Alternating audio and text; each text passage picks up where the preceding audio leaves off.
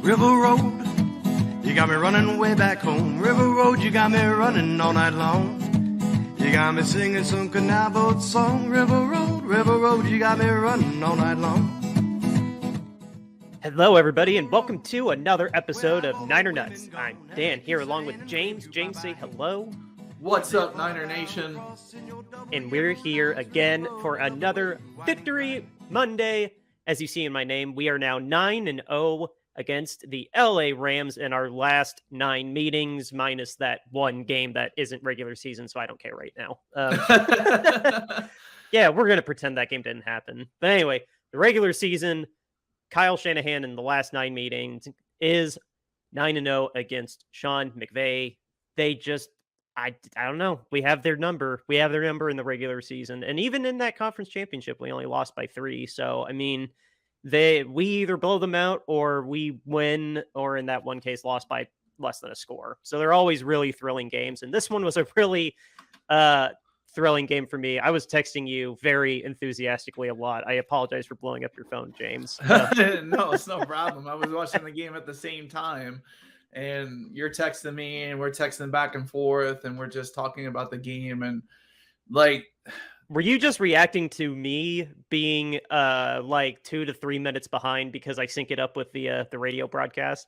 Yeah, I mean, I knew what was happening, and then and then like Twitter, like I was behind a little bit because I had to pause to get up to the bathroom, help my wife with some things. So I was a little bit behind. I was probably right around where you were. And Twitter, 49ers Twitter, I get notifications to my watch. So every time I was tweeting? So no, every time the San Francisco 49ers account tweeted, I got it. So like when I think it was Lenore intercepted the ball, like I knew it was going to happen 2 plays before it happened. So oh, okay. So yeah, so I was in the future loop, and yeah, I ended up knowing what was going to happen. I did a trick on my wife too. I was, because she was there watching. I'm like, oh, I can feel an interception coming. She's like, really? I was like, yeah, I can feel an interception coming. And then 2 plays later, they intercept the ball. She's like, wow, you really called that, Oh, that's awesome. I can't wait till she hears this. No, she knows. I confessed right after it happened, but it was so funny in the moment that I did that to her. That's great. Well, I think before we start really breaking down what was going on all 3 phases of the game, I want to give a little shout out to RoyalRetros.com for sponsoring this episode. So what do you get on RoyalRetros.com? Well, you can go and find old school authentic jerseys. If you want to stand out in the crowd, reminisce on a time when your team might have been better than they are now, or if you just want to embrace history, go to RoyalRetros.com. They have all sports, baseball, basketball, football, hockey, teams that don't exist anymore, old designs from your current teams. It's all there, and you can get 10% off of your order with this promo code below me, Shady Sports. That'll get you 10% off your entire order. If you want to get a very cool, old school, authentic throwback jersey, go to RoyalRetros.com and use the code Shady Sports to get 10% off of your entire order. Go to RoyalRetros.com today. And also, Dan, I forgot, we have big news to talk about. Do we? Yeah, we haven't really told our fans on the show what's going to happen on November 12th. Oh, yes. No, this is the first time we finally got it all locked in, listeners. We don't have like an official graphic or confetti or anything, but we have it set for me to come down to Florida, and we are going to be reporting on the game at Jacksonville Jaguars on November 12th or 13th, whatever day, mid-November. It's the 12th. Okay. But yes. The 12th, yeah. But yeah, we are going to remind you a couple times that we will be down in Jacksonville. You live not that far from TIAA Bank or whatever stadium it's called. We're not that far from the Jaguars Den, the jungle. What do they call them? What do they call their area? I don't know, but wait till you see the cheesy first down chant, because it's the cheesiest first down chant that you'll ever hear. And that's usually all they have to cheer about is first downs. I mean, they have been winning, but I just want to see that dope swimming pool in the end zone, or above the end zone, not literally the end zone, but I yes. want to see that dope swimming pool. But yes, it is official, guys. We have our tickets. Dan has booked his flight. We will be there November 12th. I am going to be dressed up in something special, and we'll take a photo on the day that it is. But look out for me dressed up at the tailgate. Dude, I will now have been to 3 total stadiums in the state of Florida. One of them was baseball, so that doesn't count for this. But after going to TIAA, I'll have been to there and Raymond James. So the only stadium I will not have been in Florida is Hard Rock because I haven't been to a Dolphins game. Have you been? Which ones have you been to? In Florida, just TIAA. I went to see the Jags play the Eagles in 2010 when Michael Vick was lighting the world on fire. Oh, nice. And I watched an easy win and watched those. I mean, when I tell you they got the cheesiest first down chant, wait till you hear this. It's so ridiculous. But anyway, we're going to be at the game. Look for us there. We'll be at the tailgate. So check us out on that day. But let's get to the game now. Yes, the game at hand facing the LA Rams, and we're not going to see the Rams until way, way, way, way down the road. So this game had massive implications for the future. If we blew this game, it could have potentially had a lot of ripple effects down the road. But luckily we got it, and we have a realistic shot at 4-0. But I'm getting a little bit ahead of myself. Brock Purdy, this was his first game regular season where he was under 95 for his quarterback rating, but it was still 93. So, I mean, we want to split hairs there. He threw over 200 yards, didn't have a touchdown or a pick, but Christian McCaffrey, and they decided that Deebo Samuel's touchdown was a rushing touchdown. So all 3 of these men got into the end zone via rush. There was no receiving touchdowns. The defense, we'll talk more about them later, but they had 2 picks after a kind of slow start to their game.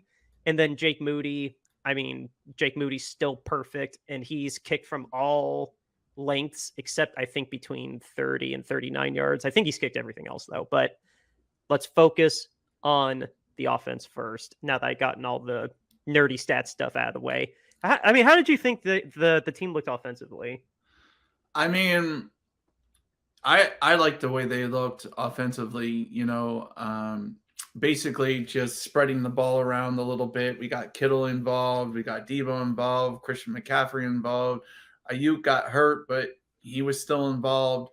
So there was plenty of distribution going on between the running backs and the receivers and the wide back, if you want to call Deebo and George Kittle the tight end. So when you're doing all of that and your offense is clicking, and I felt for the most part they did well during the game. They didn't have any turnovers, right? Offense. On offense, Purdy. No, I don't think we did. No, actually, I don't, because I know. No, we had 2 fumbles, but neither lost. Okay, so no turnover worthy plays, but no turnovers. So, oh yeah, don't ask me to break down the turnover worthy because I didn't look that deep. yeah. But anyway, I thought they looked sloppy at times, but when you play sloppy and you still win, that's usually a good sign. I think it was pretty complimentary football all around. For the offense, I mean, it was surprising here and there when we stalled out, because I was really worried in the first half about some of the penalties that we were getting on defense too, but we were shooting ourselves in the foot. And the refs, I'd say, were just being super, super nitpicky. They were. On both sides. I mean, as a whole, it went on both sides. We had a few really bad calls, but I mean, to be fair, the Rams had a lot of ticky-tacky calls too. So, I mean, just this crew was really nitpicky. But that aside, I mean, the Rams couldn't stop our big plays. And to the other side of that coin, we didn't give up any big plays, but we gave up all the little plays. Yeah. Which is kind of a tale of two teams. We were gashing them on big plays, like especially the that 2-minute drive that started with Debo, and I screamed, "Debo, why didn't you get out of bounds?"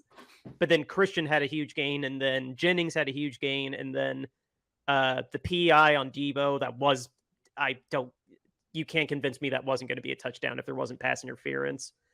And then the cojones on Kyle Shanahan to go for it with 1 second left, keep Moody on the sideline. We're sneaking this in, and we're going to tie this game at 17 going into halftime. We have to. We need that. We need that for this locker room.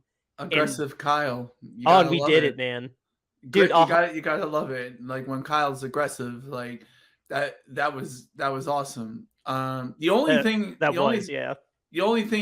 like I was concerned about is Purdy's deep passes that he was taking. He missed 2 wide open receivers that would have been easy touchdowns, and it would have started putting the game out of reach if he would have hit them. The only solace I'll take out of those is that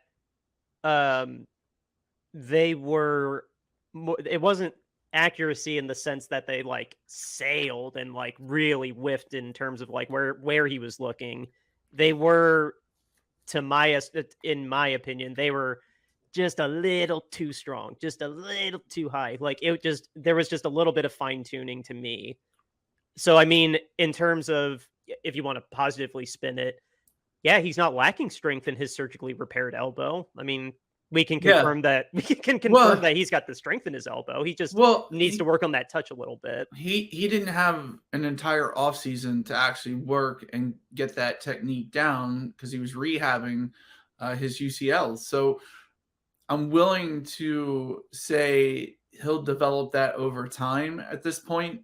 You know, I'm not too worried about it. I think they weren't terrible overthrows either. He didn't like fully whiff on him. Brandon's was the only one that you could say that like he really whiffed on him because he did miss him by like 5 yards.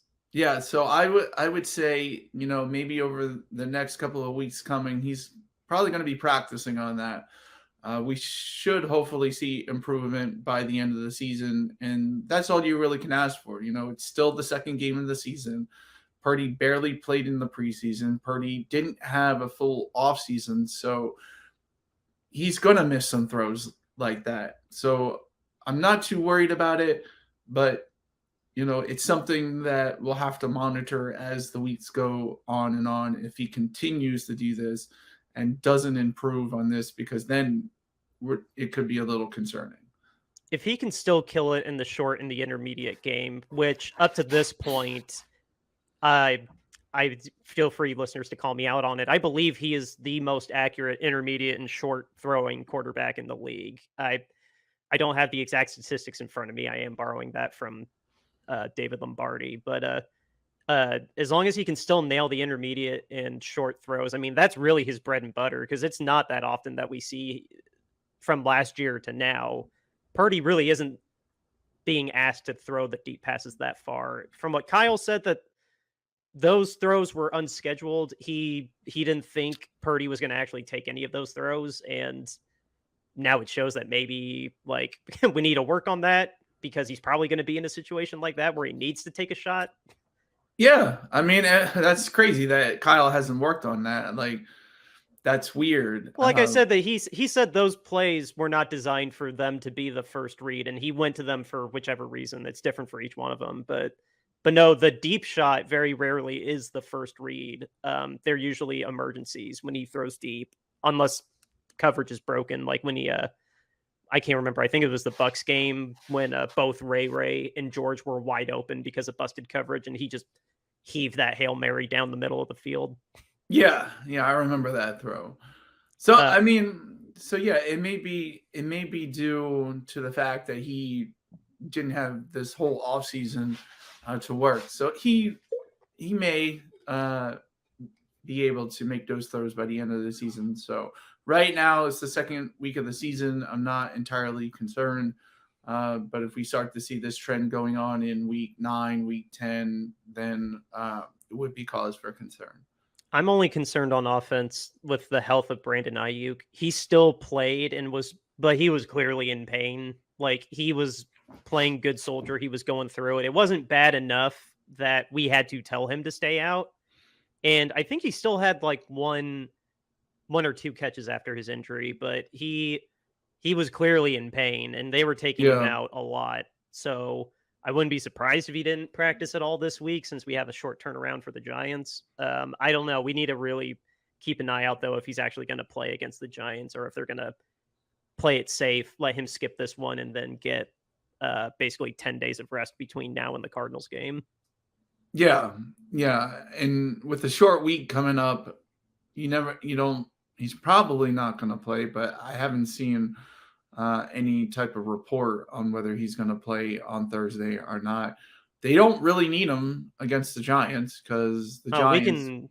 We can hold him out for this 1 week if we need to. I mean, he technically played the whole Rams game, but I don't know. My fingers are crossed that he didn't play through a broken collarbone, which would sideline him for 8 weeks.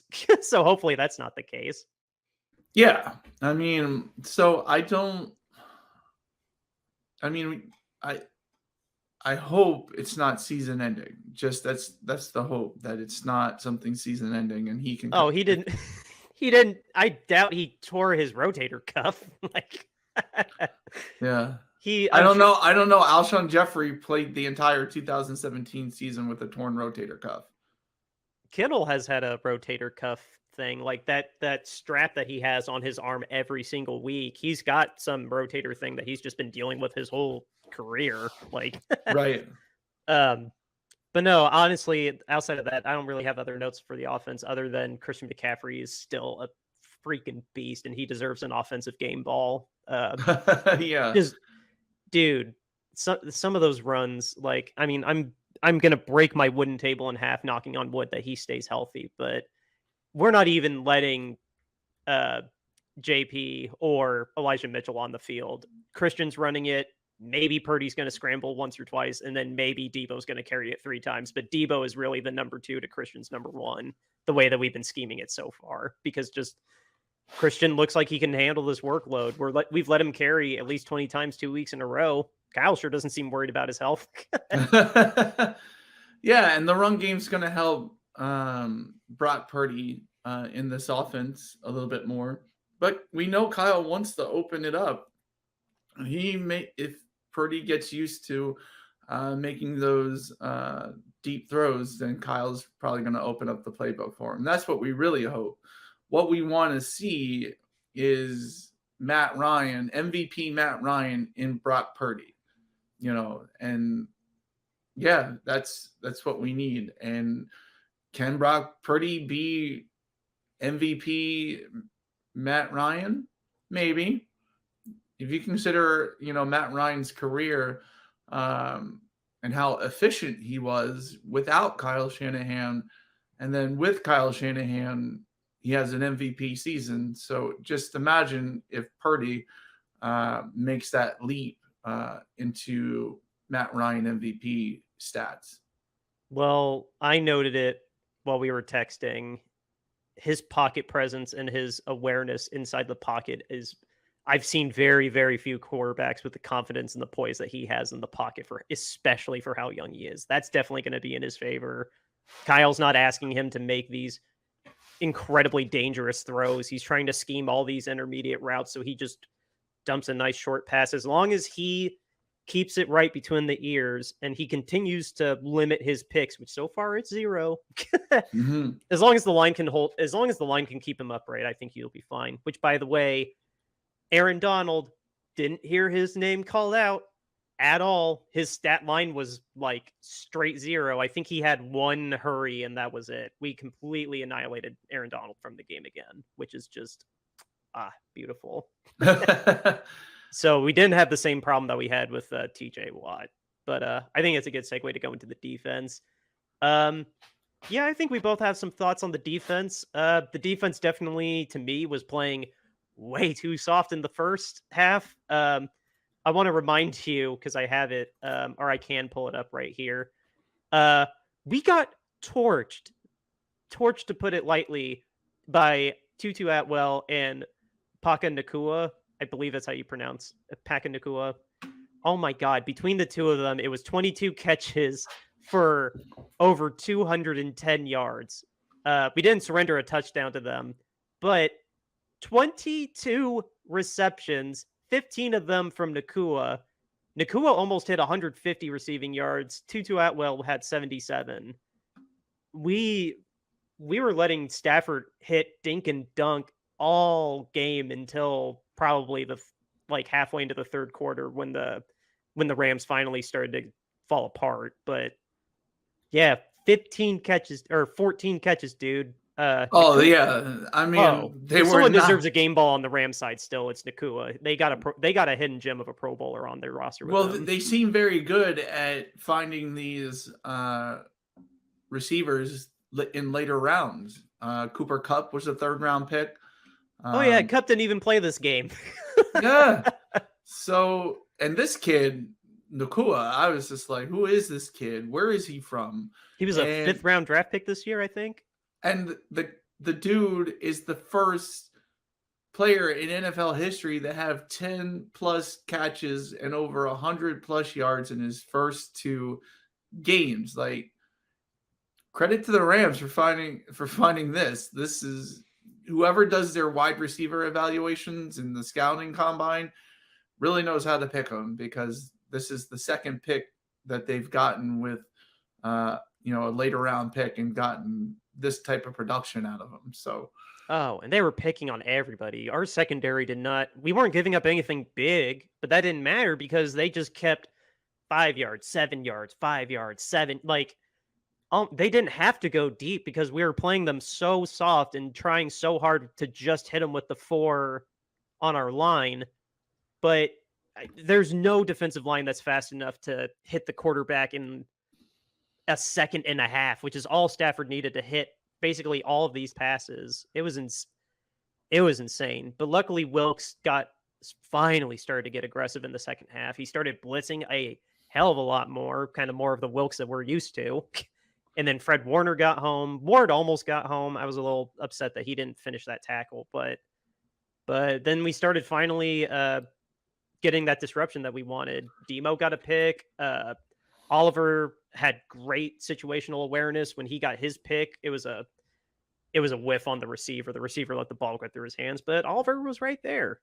yeah, and then Oliver basically won the game by stopping them on third down with that play. I can't remember what was happening, but I remember Oliver made the stop, and they tried to fake us, thinking that they were going to go on fourth down, and then they didn't, and we got the ball back, and the game was over thanks to that Oliver tackle. So can I just say 1 minute about the try to draw the offsides on fourth down when you're at midfield and it's like 2 yards? Oh yeah, you were lit up on that. Can we just retire that play, that philosophy? Because 999 times out of 1,000, it doesn't work. You're like they got a delay of game penalty, like, and it was 4th and 2. I'm sorry, coaches who do that are dumb. Just go for it. They're really not expecting you to go for it. They're expecting you to do that, what you exactly did, so they don't jump offside. So it's useless. And you either waste the timeout or you take a delay of game penalty. And that's what they did, was took the delay of game, I think it was. Yeah, they took a delay of game. It's the stupidest thing that still happens today. Like, I'm sorry, I'm going to die on that hill. 4th and 2 between the 40s. Go for it every time. Don't try to drive them off sides. I'm sorry, that's old hat. It never even worked even back in the olden days. Like, it's never worked. I agree. But I mean, really, I don't know. I was, like I said, I was a little worried, but I think Steve Wilkes took just a little bit more time than he should have. He took basically the whole first half just to try and try to make Stafford try to figure out Stafford, and he gave up a lot of short passes. But I mean, really, going into halftime at 17-0, yeah, we wish we were on top and had the ball longer, but I don't know. It worked out this time somewhat. He made some adjustments, and then we held them to 6 points, wasn't it? It was what I can't. I have the final score right here. We let them score only. Come on, why doesn't that load? We only let them score 6 points in the second half. Didn't give up a touchdown. So I mean, really, you could argue that Steve Wilkes figured it out. Well, what he was doing, like I was noticing, because how Hufanga is like, going to be defensive player of the year. So I'm looking for Hufanga to do things and where he's at. And Hufanga was in a lot of single high safeties for the majority of the second half. So they brought everybody up. They brought everybody up to stop that short and intermediate pass. In the second half, you're saying? In the second half, yeah, because Hufanga was single high. Like every time they showed the Rams doing a play in the second half, I'm looking for Hufanga, and he's way downfield playing single high safety, and they're not even trying. The Rams weren't even trying to attack that at all. So another reason why Hufanga should be defensive player of the year, because he was in single high safety the whole second half, and the Niners didn't even try, or not the Niners, the Rams did not even try to go deep on Hufanga in single high safety. That's ridiculous. They should have, but they're not going to, because it's Hufanga, it seems like. So, well, yeah, and I mean, honestly, everybody we have has so much speed on them. I mean, the one play I remember, the only reason that Ward didn't stick with him was because Nakua went across and he went in front of Fred Warner. So Ward had to basically take a step back, avoid running into Warner. And once he does that, he's 2 steps behind Nakua. Of course, he's going to catch it. He's wide open. Yeah. But no, it was a little, like I said, I'm just spinning my wheels. I feel like now it was a little worrisome, but it wasn't just the way the Rams were playing. I mean, we weren't going to get home with just doing a bunch of dink and dunks. So no, thank God we made those adjustments, and we ended up only giving up 6 points in the second half, and we won. Yeah. I mean, it wasn't pretty, but you won. And that's all that matters. A win is a win, because in the end of the season, the style points even matter. Yeah. I'm not worried that I'm not worried we only got 1 sack in the game. This was by halftime I realized we probably weren't going to get a sack in this game. It was going to be a very stop them in the air kind of game. I wish we had a sack. I know Bosa wishes he had a sack, but I mean, Drake Jackson had a couple of tip passes again. Oh yeah. He had like 2, I think, in this game. That was insane. I had a feeling about Drake when we drafted him, and I was so mad that we benched him, but he still looks so good right now. I'm cheering for this guy to take advantage of the lack of attention he's going to get because of Hargrave and Armstead and Bosa. I don't know. I got a feeling we might be talking about him going to the Pro Bowl, possibly. I don't want to get too excited, but I really, really like this guy as our starter, even though we rotate him. But I really like Drake Jackson, and that tip pass he had this week. He's got some arms, dude. Yeah, he's been doing that. But is there anything else you want to talk about the game before we talk about the mantle we've taken up? Jake Moody hasn't missed a kick. I'm just saying, where are those haters at? I'll eat some crow on that. Maybe you can spend a 3rd round draft pick on a kicker and have it work out. He even slipped on one kick. They highlighted that I don't remember which kick, but he slipped on one kick and he still made it. But yeah, no, sigh of relief that it was just preseason jitters. But yeah, no, I'm very happy for him, and I'm happy we won.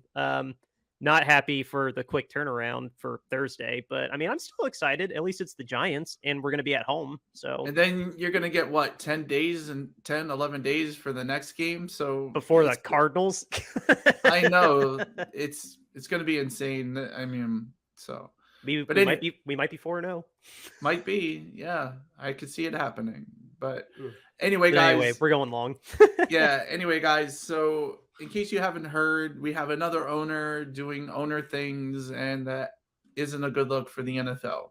We will be talking about it on the Friday show, so stay tuned for that. But recently in the news, we've also had the Texans minority owner doing some very awful things and has 6 counts of sexual criminal charges against him in Kentucky. And then we also have the owner, the CEO of the 49ers, involved in a insider trading scam. So it's not looking pretty. And the reason why we're concerned about this is because the NFL knew months to years that these things were going on and never reported it. However, if it was a player, we hear about it the very next day. So we are trying to bring owner accountability to the NFL by saying player standards, our owner standards are less than player standards, hashtag owner accountability. Make that go viral. We want it everywhere. We want people bringing attention to this. And since we like to put our money where our mouth is, we have taken up this cause and we are selling t-shirts on bonfire.com. Right here, we have the statement here, owner standards are less than player standards, hashtag owner accountability. T-shirts start at $22.99 and all the money goes to a Kentucky Crisis Center. And it's all charity. We don't take any of the proceeds. The next, we have the Dan Snyder in a standoff with the other owners. Once again, we had this for the Dan Snyder out of the NFL campaign. We've brought it back for this campaign. It is only a charity t-shirt. You will never see this sold for anything but charity because we don't want to get sued by the NFL. So $22.99 gets you that shirt. Now we have our podcast logo art. If you go on Spotify or anywhere you listen to podcasts, you'll notice that this is our art when you listen to the podcast. $22.99 gets you that shirt. We have them in premium tees, pullover hoodies, crew neck hoodies. This is our alternate logo. One of the nice shirts that I have bought as part of this. Really nice shirt, quality, $22.99. Like I said, all t-shirts start at $22.99. You can get this in a pullover hoodie, crew neck sweater, and a youth long sleeve tee. Sorry, tripped over my words.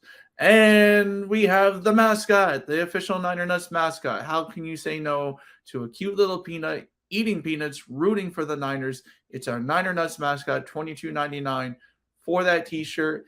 Once again, you can get it in a pullover hoodie, crew neck sweatshirt, youth long sleeve tee. Go to bonfire.com, Niner Nuts apparel. You can Google that. It'll pop right up. You can go to that in case you don't want to type in this whole address. It's in the show notes too, if you're on Spotify or one of the podcast players or here on YouTube. Both channels, our channel and Shady Sports. It's in the show notes as well if you want to click on that, but it's super easy. Bonfire Niner Nuts. It's literally the first thing that pops up. Yeah. Yeah. And like for real, it is the first thing that pops up. Yes. You type that in, Google knows what you're looking for. So anyway, that's the metal we've taken up. Dan, do you have anything else for us before we say goodbye? Just hope Brandon's shoulder is okay. Wouldn't blame him if they deactivated him for the week. But Thursday's finally our home opener from when you're watching this. It's happening in 2 days, guys. Amazon Prime, 8:30. Al Michaels and Kirk Street, I think, is his partner. They're going to be calling the game. Yeah, sorry, y'all have to sign up for another streamer. But that's the way it's going. This is our second year with Prime. You should know this by now. But yeah, Thursday night on Amazon Prime. I can't wait. Yeah. So guys, that's all that we have for you today. Look out for us at the Jags game. Outro music, River Road, Justin Youth. Let's beat the Giants. See you tomorrow.